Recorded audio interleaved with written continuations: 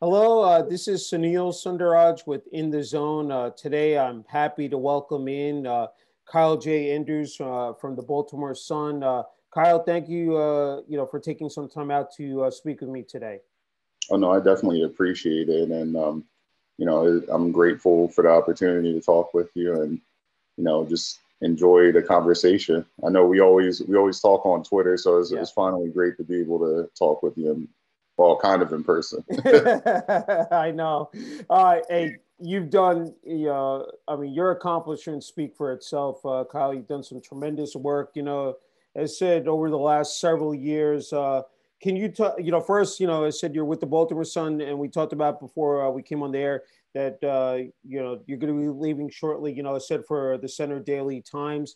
Can you talk about, I guess, just the last couple of years, the work you've done, especially covering high school sports? I think you've indicated, I think, in the greater Baltimore region for the Baltimore Sun, Kyle.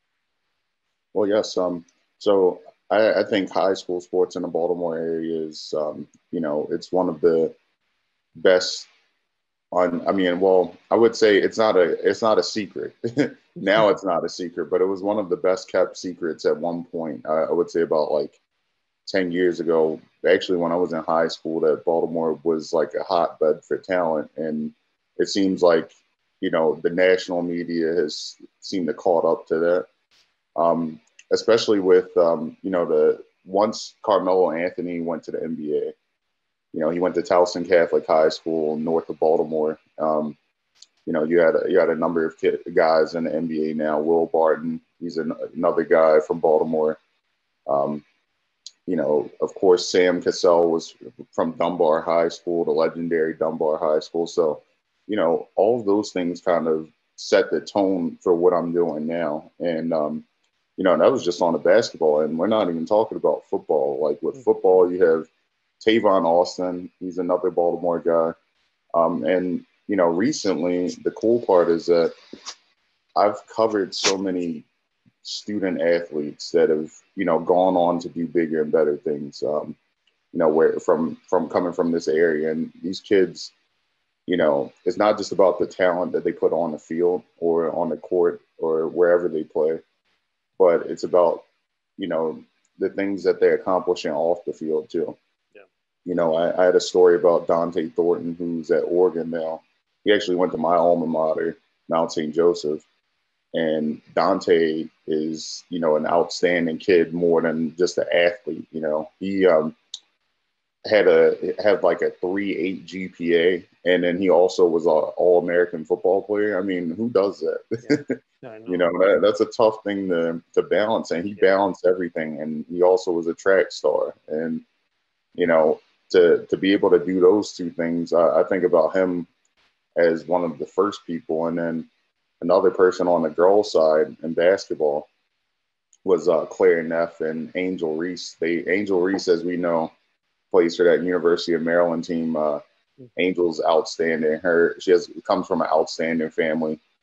Julian Reese, her brother, actually plays at St. Francis currently, and he's headed to Maryland to play basketball too. Another really good kid. And then Claire, who she's at JMU, but she originally committed to play at Clemson, and she went to a school called Maryville Preparatory School. And just seeing those kids, and those three are probably the biggest in terms of stories that I kind of followed in the past couple of years. And their parents and family members have opened up a bunch of avenues for me to kind of get to know everybody else within that field and those spaces. So those things really mean a lot to me, being able to cultivate those relationships with coaches, players, athletes, coaches, players, parents, and administrators, and even other reporters too. Yeah. No, well said. I mean, it's like it's just an entire community. It's just. I mean, again, it goes beyond players, coaches. I mean, it's just like everybody's involved in it. So you build that network up. I'm curious, Kyle, is that you've covered a number of sports. So not even on the professional level, college level, but can you talk about the high school level, whether it's soccer, softball? lacrosse, basketball, football, I think even baseball. Can you talk about and just that approach, to each sport? It said, I mean, it does take, it said quite a bit of work and expertise, and you've been able to again build that up. Can you just talk about that? Oh yes, absolutely. So, I'm actually grateful for the fact that I'm going to be able to continue that in my next position that I'm working at with the Senate Daily Times. Yeah. Just covering multiple sports, and it keeps you sharp on things because you see so many multi-sport athletes, and seeing their movements from football being able to translate to baseball or being able to translate to basketball or vice versa. You see on the girls' side, you see a lot of soccer players that also play basketball, but then they turn around and play lacrosse. And, all those different movements, and even some of the coaches that, tell me they want their kids to play multiple sports. So you get that kind of backstory to it. But then also you have to be on your toes in terms of knowing how each sport operates. When I first got to the Sun, I had never covered lacrosse. Mm-hmm. Lacrosse was actually the second sport or the second game that I covered at the Sun. I covered baseball, that was awesome. I had always covered baseball. Was actually the first sport I covered professionally. I covered the Orioles for Fox Sports 1340. Mm-hmm. So baseball was fairly easy to cover, but when I got into lacrosse, I'm like, how do you do this? And Brent Kennedy, my editor, he actually took me under his wing, and he was like, "Hey, Kyle, like, this is how I do it. I want to get to know you. I want to get to know your writing style. I want to get to know how you cover certain things." And so he lets me know. He's like, "Okay, well, what you do is that you put the score down, of course. You put the team. I mean, what time the team scored.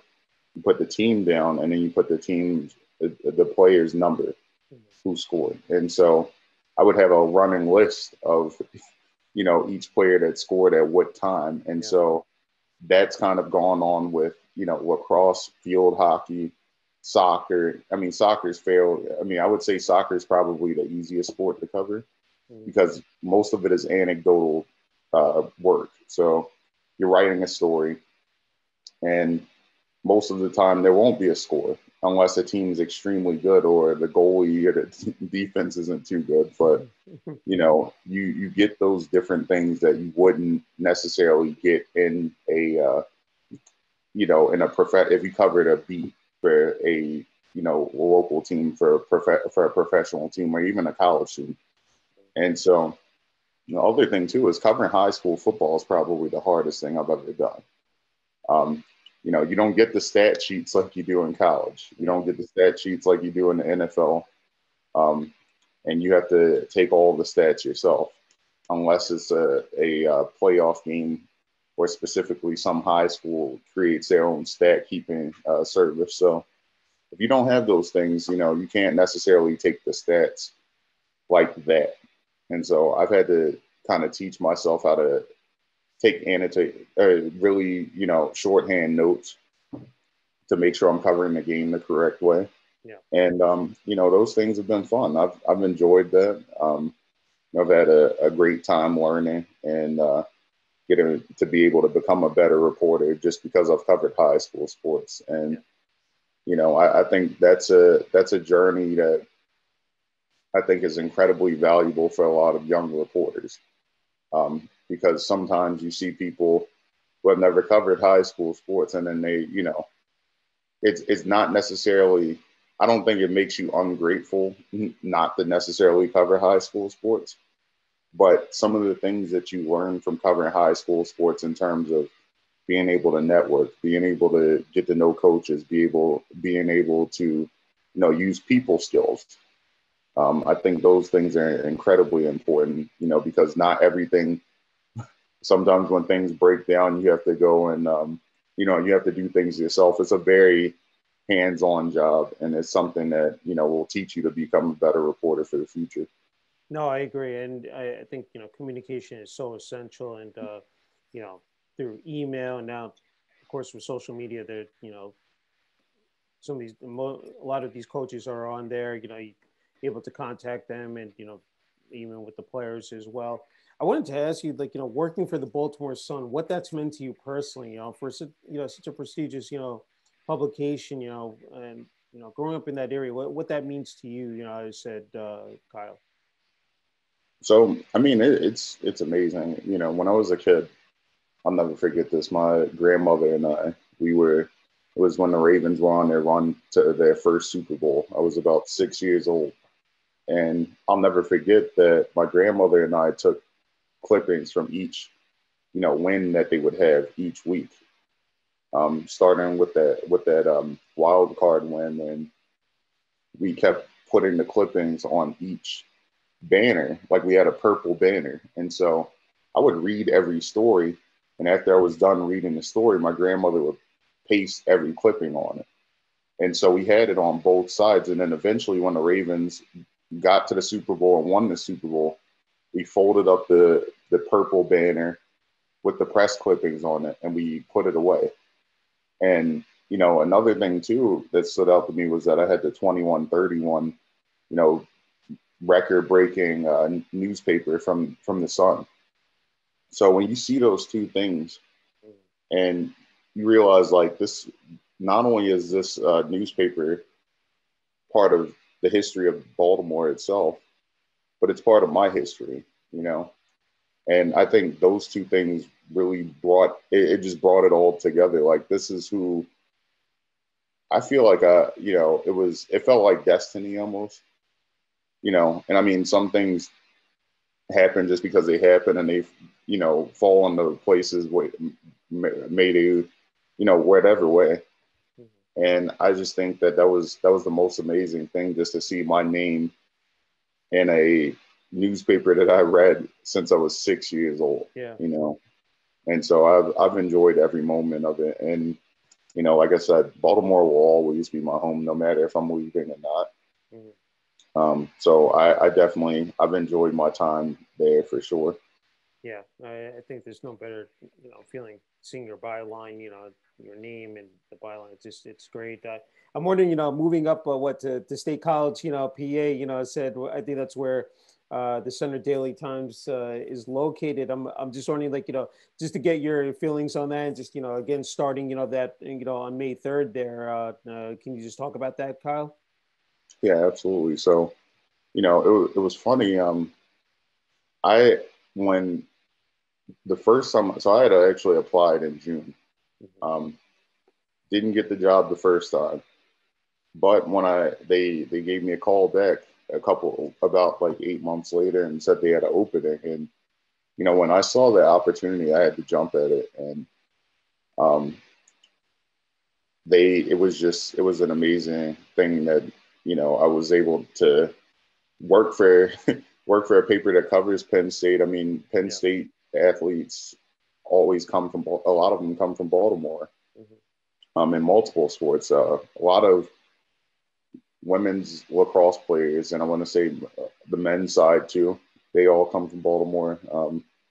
You also get a contingent of kids from the area that also go to Penn State for football. And so, seeing those two things, and then also still being able to contribute to the prep side of it. I'm still covering high school sports, so that'll be fun to cover it in a different environment, to see how, athletes are represented in those areas, especially in Center, Pennsylvania. I think that area has a lot of talent. And it's going to be really fun to do it. And not only that, but my girlfriend actually is a Penn State alum. So, okay. It feels like everything's coming full circle for me and her. So it's really fun. I was looking at your background, like, just previous, jobs you worked at. And, like, what stood out is that some of the jobs, like, that you initially worked at, you actually came back and worked the second time.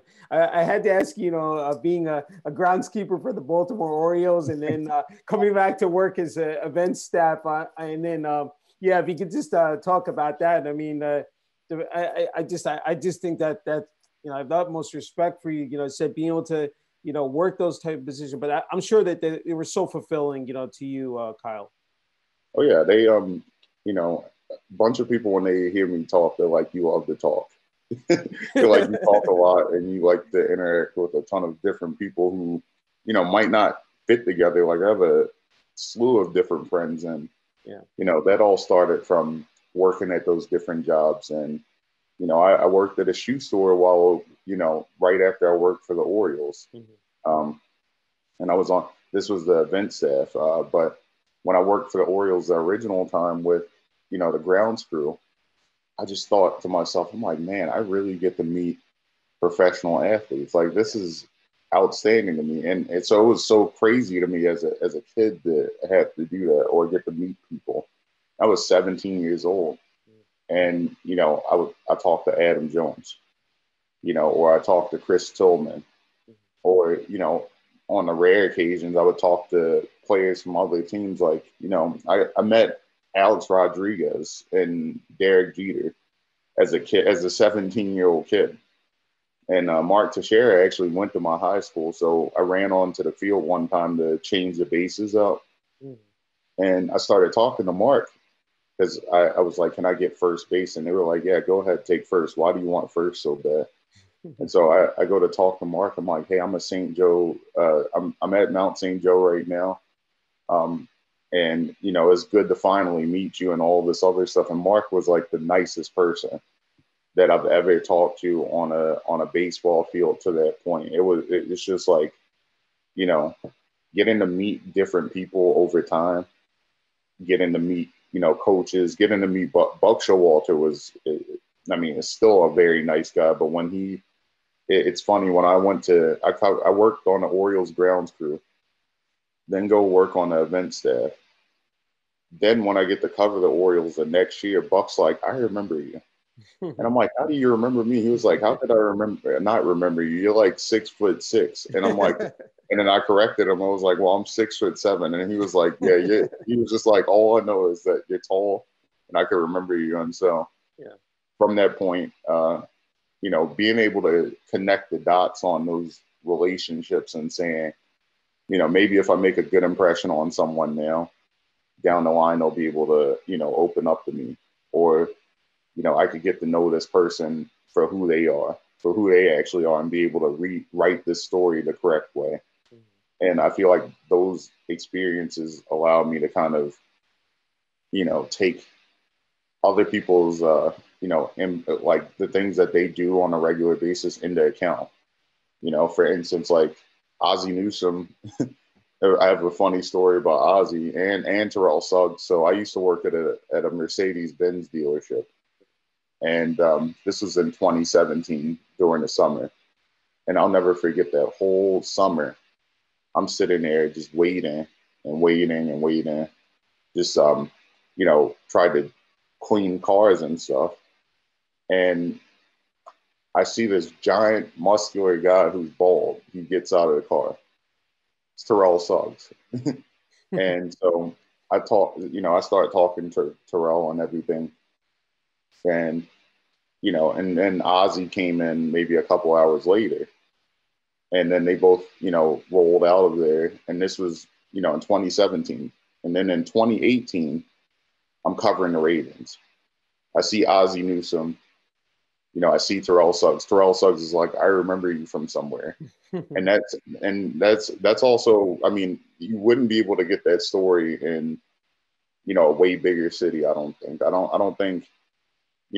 feel like I don't necessarily feel like I'm that important of a person, but when you see, when you're in a small city or a smaller city like Baltimore, and you run into so many different athletes and people on a regular basis, just doing your job, you'll run into those people. And so sometimes when you switch jobs, those paths will cross, and it's a really fun experience. And I'm just grateful for the chance that I had to, humble myself, and I didn't have anything just handed to me, and I do appreciate that now more than when I was young, when I was just like, oh, I want it now. So, I definitely, I'm grateful for those experiences for sure.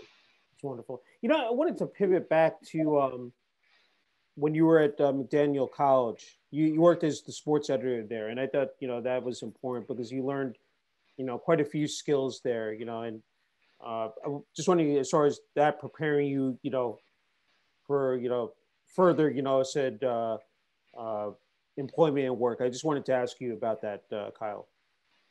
Yeah. So it's funny when I worked at McDaniel, I didn't necessarily know how to interview people, and that was something that I learned over time. I feel like my time at McDaniel, I wrote stories more as a blogger than a reporter, and that's something that I had to learn, especially when I got to press box a year later.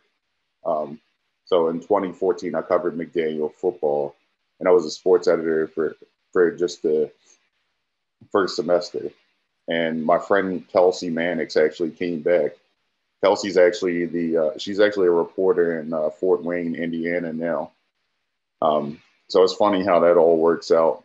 And I was just taking over for her as she was in Budapest, Hungary for our study abroad program that we had at McDaniel. And I had no idea what to do. I kept trying to recruit, and I think that was my greatest trait as a sports editor, Mm-hmm. was that I was able to recruit people to write for this paper, Mm-hmm. for the McDaniel Free Press. And that was something that I never thought of myself as being the greatest writer back then, especially back then. But one thing that I could do is get people who were better writers to come write with us. So you would get kids that were on the baseball team, but then would cover a basketball game, and I would edit their stories.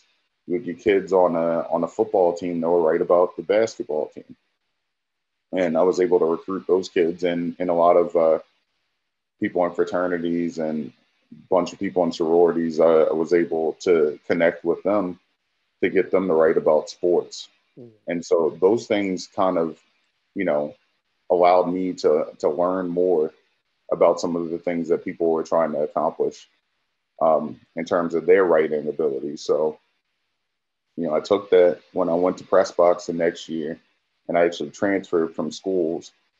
I went from what was it, McDaniel to CCBC, and from that point, I really tried to learn more, and I tried to pick more people's brains because I had never worked with professional journalists before, and now I got to see how they operate. And then in 2016, that's when I went to write for Baltimore. Was it no Bullets Forever? Mm-hmm. The Wizard site, and I had wrote for the Baltimore Wire, covering the Orioles and the Ravens.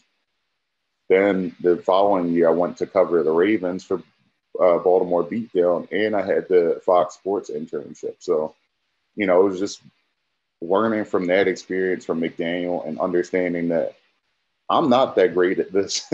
I need to learn from other people, and I need to be humble about the things that I'm doing. I can't just come in there thinking I'm the best at anything. And that's something I've tried to take with me, as much as possible. I'm going to pick 500 people's brains before, and, sometimes that can cause me to not jump into action soon enough sometimes. But, it also allows me to actually learn and get to know people. So, and get to know how writing works. And I think that experience was useful for that as well.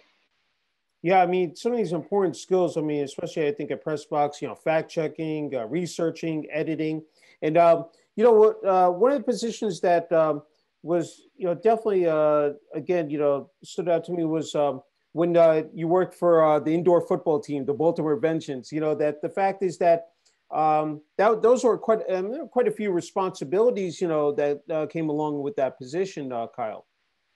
Oh yeah, I was young too, and that was the biggest thing. I interned, or I guess I wrote for them, and I tried to boost their communications as much as possible.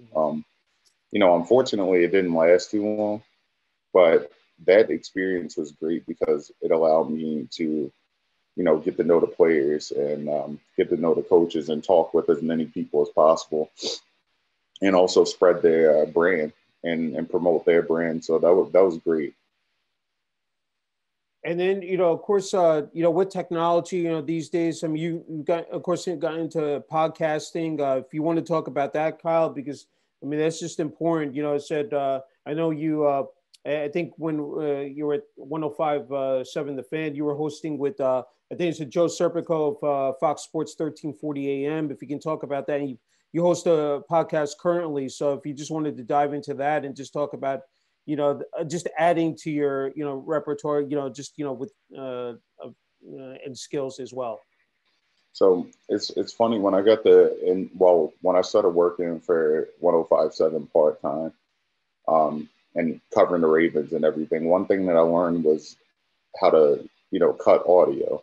Mm-hmm. And so I used what was it, Adobe Audition, and I used Audacity prior to that to edit my different sites and everything, or I guess not sites, podcasts. And so Joe learned how to do it himself as well. And Joe's a Temple grad, so big Philly sports fan, but he moved down here when he was younger. So, he kind of shares loyalties to Baltimore. So we started our own podcast after Joe actually was the editor at Baltimore Beatdown.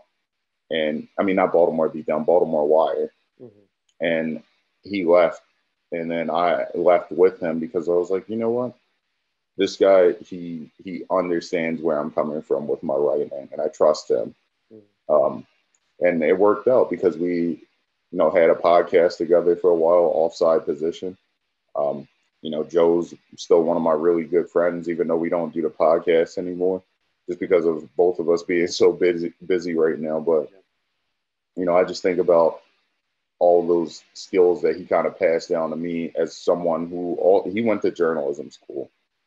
So I never went to journalism school. I was an English major, that had a linguistics minor. So I'm, completely, that was not something I learned how to do from school. It was something I had to learn on the fly. And so Joe was very instrumental in that. And then taking those radio, those things I learned from radio and then applying them to journalism and my work. And, in podcasting and everything else, and then YouTube as well. Yeah.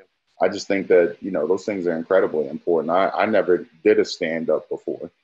I think that's something that a lot of journalists never experience, especially on the written side. They never think, okay, I'm going to have to do TV sometimes. Yeah. But as we see people on ESPN all the time, a lot of them weren't TV reporters when they first started. Most of them were writers. They were, newspaper reporters. And I think of, a perfect example to me that stands out is Stephen A. Smith. I mean, we all know Stephen A. was at the Philadelphia Inquirer covering Allen Iverson.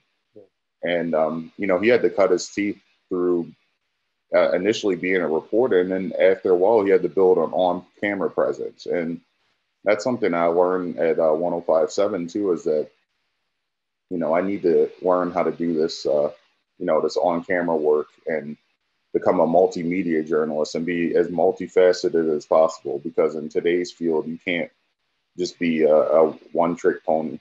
Yeah. No, I agree. Technical skills play, such an integral part of it. I mean, that's the thing is that as you know, I cover high school sports, with, not only pictures, with video, and then, being, as you said, the interviewing part, with coaches and players. I mean, you have to be, as said, skilled at that as well, just to be able to multitask. That's what it really comes down to. I almost lost my train of thought here, but I actually want to ask you also about, there was another with FanSided as well. That was another position that you worked there, I think, twice before. I wanted to ask you about that, and of course, SB Nation too, but how those positions worked out for you as well, Kyle. So FanSided, Joe and I, we worked there the first time with the Baltimore Wire. Mm-hmm. And as things kind of went on with FanSided, they actually shut down their try to remember what it was. They shut down their local site. So they had, sites dedicated to each city. And Baltimore, of course, we had, I guess they had a Raven site called the Ebony Bird, which is the Raven site. And then the Oriole site was called Birds watcher. Mhm. And so I jumped back and forth between the Baltimore Wire. I jumped over there and then jumped over to the Birds watcher. When it came to SB Nation, you had Baltimore Beatdown, you had Bullets Forever, and you had Camden Chat, and I wrote for all three of those. Mhm. Um, I always wanted to get into hockey coverage too, but I never got the chance. I thought about covering. I always wanted to write about Vegas, the Golden Knights. I mean, a bunch of people on Twitter can see that I'm a huge Vegas Golden Knights fan. I tweet about it semi often. But those are the things that, I was always a fan of those teams. So I decided, okay, why not write about those teams and kind of cut my teeth doing this. So this is actually going to be the first time going to Center Daily Times. I'm not covering a team that I'm a fan of. And I think that's an interesting experience as well, because I've never covered like, you know, a team outside of my area. Yeah. That's a big, that's a very big thing to note. And I think that'll be able to also teach me how to become a more, well-rounded reporter, because of, having an even more objective eye to, covering a certain sport too. Yeah, just popped up into my head as far as being a beat writer and just even the state of journalism where you see it right now, because it said everything, you know, as far as print, is moving to that digital side, or has been. I just wanted to get your perspective, get your take on, where you see the field right now, Kyle. Well, I think we need to invest more on local journalism. Mm-hmm. That's first and foremost. I think local journalism has kind of fallen to the wayside because of, you have these big corporations that kind of jump in and say, well, you know, let's not focus on this community journalism. Let's, push it more towards the cities, or push it more towards, areas where, like national coverage, for instance. Like we're covering more things nationally, or covering the bigger things in our local communities more than we are covering the small things, more than we're covering, somebody making it like a dance recital for a young student, or just small things. I think if we continue to push away from our community reporting, it's going to hurt things in the long run. And we've run into a lot of news deserts all across the country, where it'll be entire counties that don't have a newspaper to operate within them.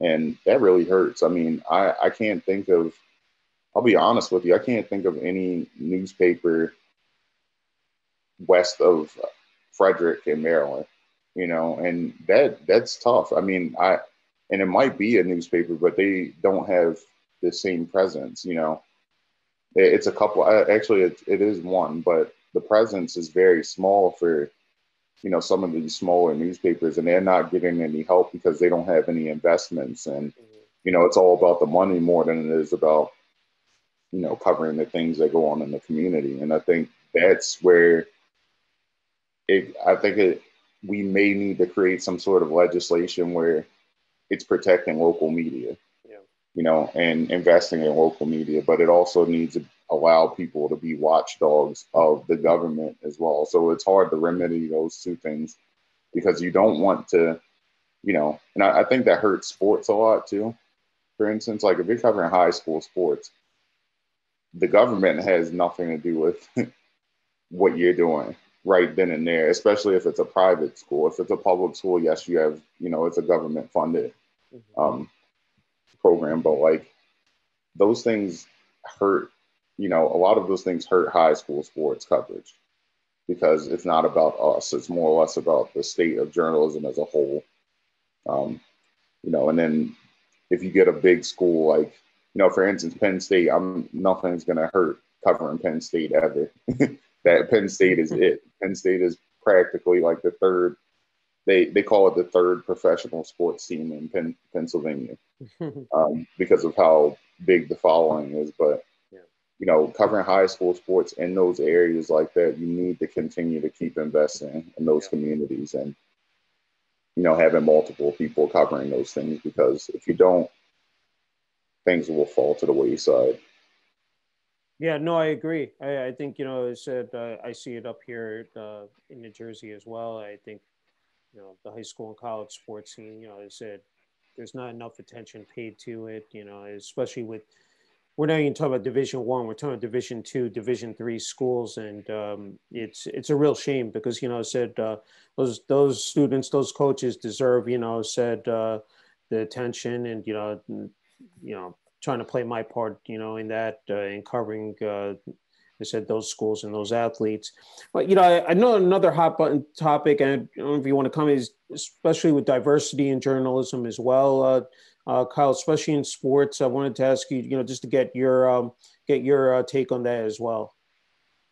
Well, I think, one thing I always tell everybody about the diversity in sports journalism is that there aren't enough women of color.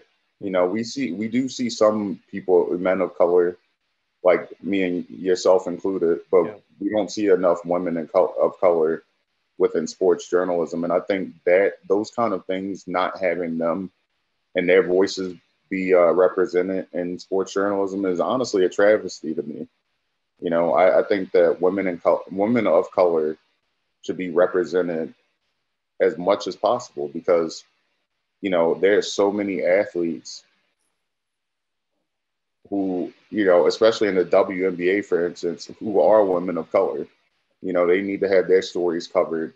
And I think, women's sports would be covered a lot better if you have women of color who also are representatives of those sports, covering those sports, or covering, even men's sports as well, covering the NFL, covering the NBA, covering MLB, covering hockey, especially.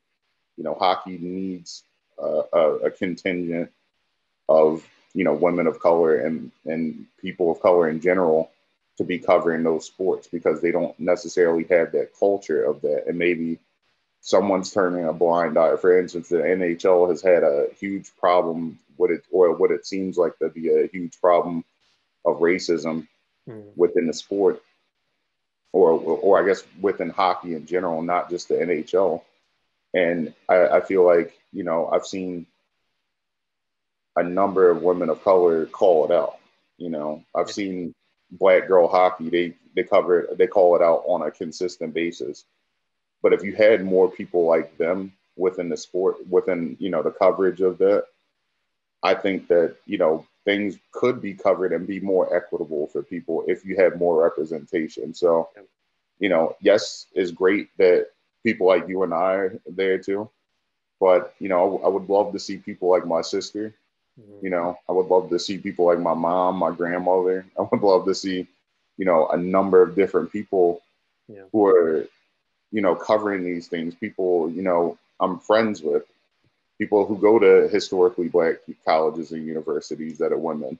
Yeah. And it doesn't hurt that, yes, we have to be their greatest supporters as well too, because they support us on a regular basis, and it's now for a time for us to step. Even though we're not we aren't we're not the majority either, but the best that we can do is lift them up as well and get them their opportunities that they deserve. So I think diversity would be better if we got more women of color in those sports. No, I agree. I mean, I have a teenage daughter, and she's on Instagram. She is, wants to be a journalist, and sees what I'm doing. I'm like, I hope you're in this for the long run, because you have to be. I said, going to go through your ups and downs, your peaks and valleys, and you have to, again. It said it's not short term. I said 7 years into this, 7-8 years into this. I'm still working my way up the ladder. I have a couple more left. I actually, I don't know if you want to comment, is that I'm, sports and politics, of course, are intertwined, and with social justice, what's going on the past year. It's just not the pandemic. It's with what's been going on. Said with police as well, and of course, dealing right now with with George Floyd, the trial, and now Dante Wright. I wanted to, if you wanted to, comment on that, and just how that is, entered the, as far as, covering sports as well, Kyle? Well, I've always thought sports and politics have been intertwined, and whoever says that they haven't, they've turned a blind eye to it. Um, we always talk about Muhammad Ali, Jackie Robinson. I mean, how big of political commentary is it to be the first black baseball player in the MLB? Yeah. How big of a political commentary is it to say that I'm not fighting the Viet Cong? For Muhammad Ali to say what he said, or for him to, for him to convert to Islam. I think those things are incredibly political, especially with the way that, one, people have treated black people, and two, people have treated the Muslim community in America. And not only that, but then you have the Vietnam War and all the people that were considered to be enemies because they, when it came to, I guess, the Vietnam War, when everyone was saying, okay, well, you aren't patriotic if you don't fight for this war, where so many Americans came back and weren't treated correctly when they came back from the war because they were seen as, outsiders, and they weren't, given the same veterans' rights as, maybe other war vets were given. So I just think so many things. I mean, we've seen it all throughout history. We've seen, people stand up against racism multiple times. I can't count how many times. What was it, 4 or 5 years ago when Adam Jones had things thrown at him and called the N-word and things like that. I mean, that's political. We can say racism isn't political, but it is political, especially when it's legislated. So I can't stress enough when people say that sports and politics aren't intertwined. I can't tell them all how wrong it is to believe that. Yeah. I wanted to switch to your family, the support you received from them. And I think I definitely didn't want to leave this out. You're a cancer survivor, and I think it's so important that we talk about that. I mean, God bless that you said are healthy and doing well. Can you talk about just those two issues and just Kyle? Yes. I always think. I mean, my family, they're my biggest support group for sure. I've always relied on them for, guidance and, a number of other things. And over the past 2 years, I mean, it's been tough. It's been so many things that have been tough. Like, I had cancer, and then, who I would argue is the reason why I'm doing the things that I'm doing now in, covering sports and being so involved in sports. My grandfather, I mean, he passed away in September from COVID. Sorry. So when you have those two things, kind of affect you, you need two people. I mean, you need to have people in your corner, and there's nothing more important in my life than my family, and I think having a family that is so strong and being able to get over and get through certain things that are, crushing, to say the least. I mean, that's incredibly important, and I can't stress enough how important they've been to me. And, I wouldn't be in the place that I'm at right now without my family. And, sometimes my mom, my mom is probably, it's so funny. My mom is probably my biggest critic, but she's also my biggest backbone. My mom will get on me about some of the smallest things, but I also know that that's the way she shows love, and she holds me to a high standard. Yeah. And that's the standard that I always want to be at. I always want to be at a higher standard because I have someone like my mom who's going to hold me accountable. And now I also have my girlfriend too, who, she holds me accountable as well. So, I having those people behind me and my friends as well. I can't tell you how many friends have, reached out to me and told me how much they just appreciate me sharing my story sharing what I've had to go through because it's made it easier for them to get through things. And, you know, I've also talked about, you know, dealing with mental health too. Going through some of those tough times, going through COVID, I mean, I had COVID back in January. I had, you know, had the cancer, had, you know, all these different health issues. I've had hernia surgery and all this other stuff. And, you know, my family's been sick from COVID, you know, and having those friends to be able to say, okay, well, you know, we really appreciate you sharing things with us, but we also appreciate the fact that, you know, you've been honest about so many different things. That I appreciate them for, you know, hearing me out and, you know, listening to what I'm going through because they didn't have to do that. You know, they could turn the other way and just say, okay, well, that has nothing to do with us, but they didn't do that. They stood by me. They supported me, and, you know, I'll continue to support them through whatever they're going through as well. No, it's very inspirational. It takes a lot of courage, Kyle, because you've been, as I said, you talk about being open and honest, especially like on social media, which you have been. And I think a lot of people, again, have just been in all of that. And they've, you know, you've seen the overwhelmingly, you know, positive reaction to that. Can you just what that means to you? I mean, I just see like, you know, people across, you know, probably the country, the globe, you know, just being able to respond to you and, you know, again, relate to what, you know, you have been through.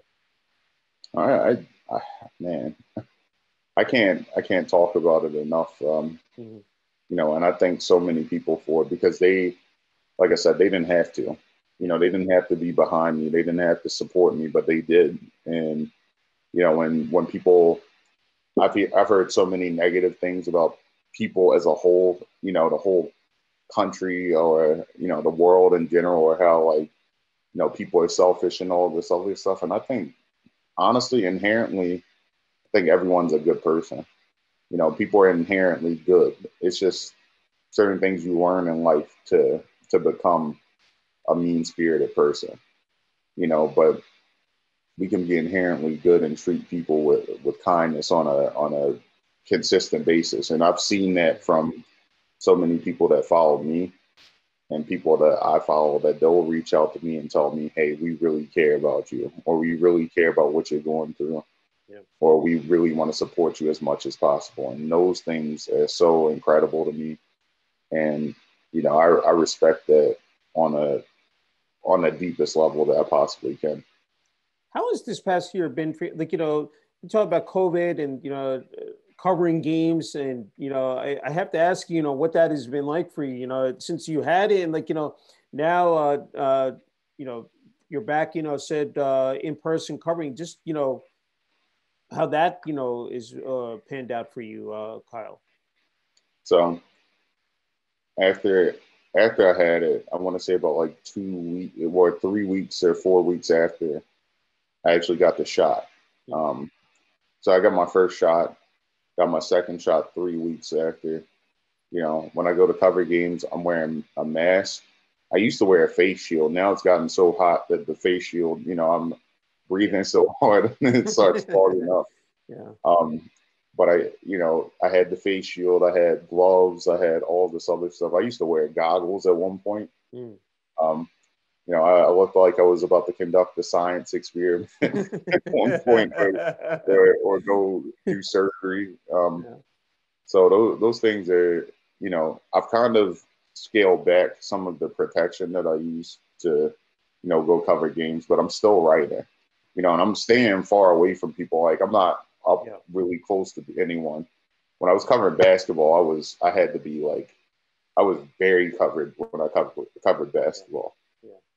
Now that I'm back covering outdoor sports, it's a lot easier to, you know, just be spaced out and everyone's wearing masks. So even including the players on the field. So Yeah. I felt more safe. You know, I've taken all the precautionary measures to keep myself safe too, and keep everyone else safe.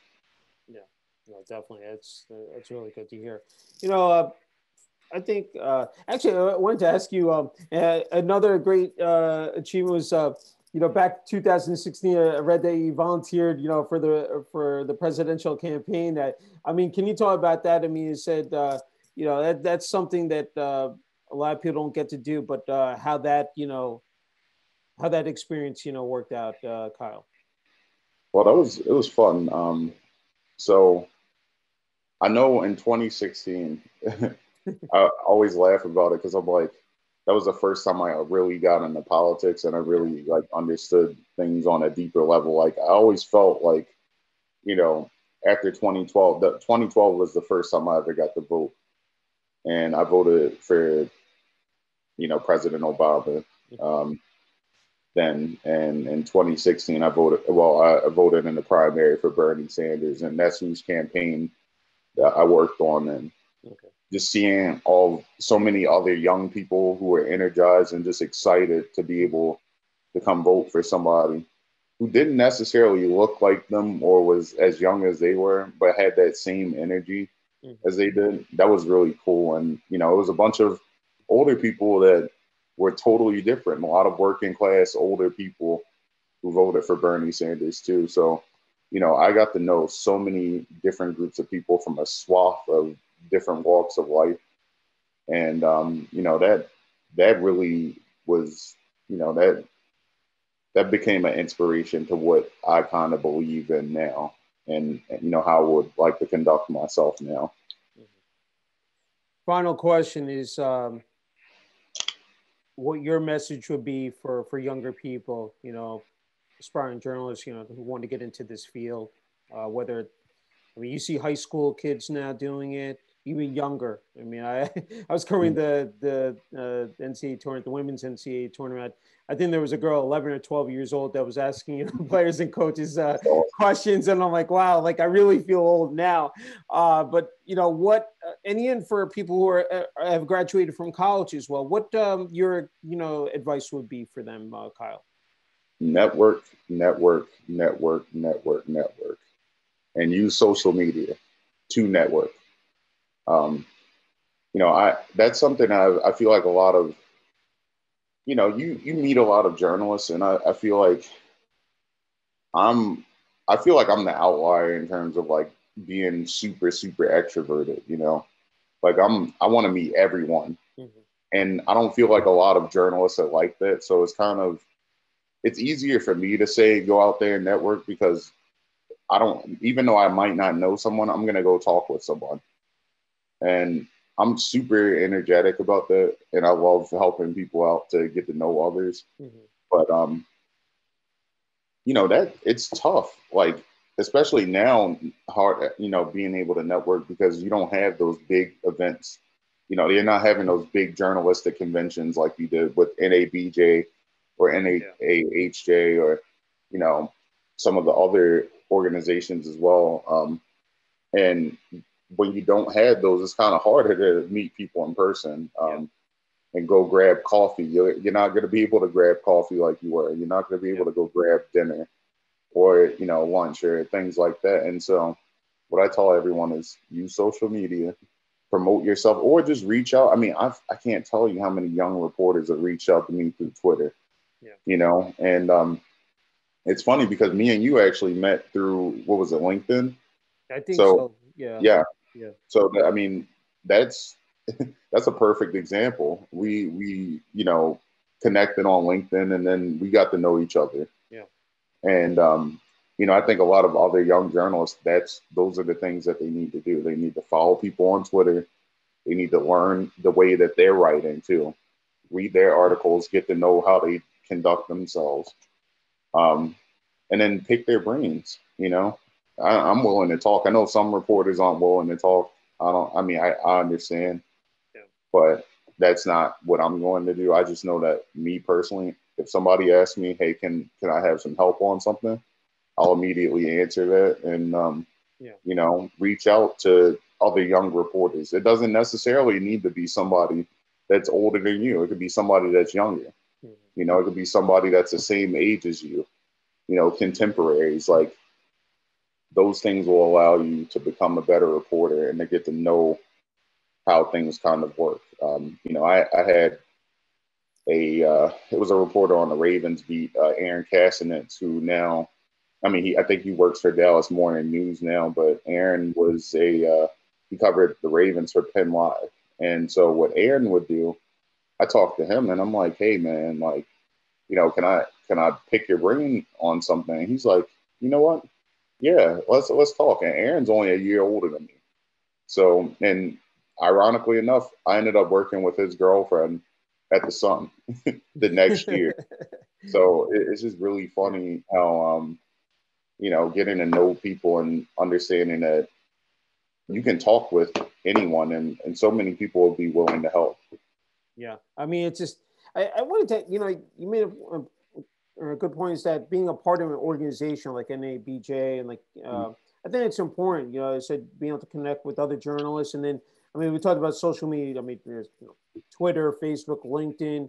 And now, what you've seen now, this Clubhouse app that is, uh, created is just another tool, where, again, journalists, can come together and share ideas. Can you, I mean, just talk about that? I mean, just like the world, I mean, every day, I mean, it's a 24/7, 365, news cycle, Kyle. I mean, just to see it's just incredible. Yeah, I definitely agree. You see, like you said, you see Clubhouse, you see Twitter, you see everything just breaking Yeah. at like such a quick speed, and so you have to be on top of everything. And a lot of young reporters have learned that better than some of us, and I'm as young as I am, it's some kid out there that probably knows how to do, you know, 500 different things on their phone. So Yeah. use those things to your advantage. If you have social media skills, you're going to beat out a lot of other reporters, but at the same time, you have to also know how to report the correct thing. And that's something I learned from the older reporters is that while I may have these social media skills over them, they also have the connections to get things right. Yeah. And getting things right is way more important than getting them out first, in my opinion. So please do your due diligence, get to know people, talk with people as much as possible, and understand that it's more important to get things out right than they are to get things out first. And that's, I guess my partner message. Yeah.